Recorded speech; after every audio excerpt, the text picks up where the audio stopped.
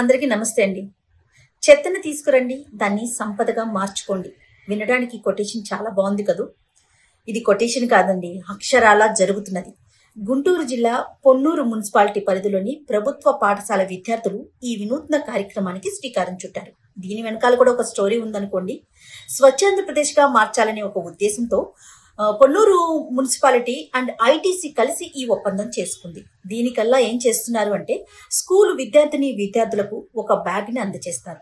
పిల్లలంతా కూడా తమ ఇంట్లో ఉన్నటువంటి పొడి చెత్తని ఆ బ్యాగ్ లో వేసుకుని స్కూల్ కి అందజేస్తారు.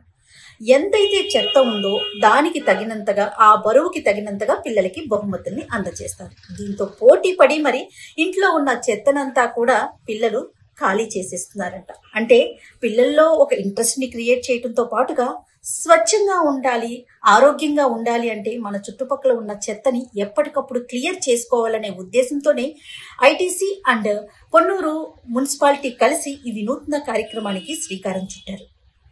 ఇక ఈ వీడియో కనుక మీకు కూడా నచ్చినట్లయితే షేర్ చేయండి.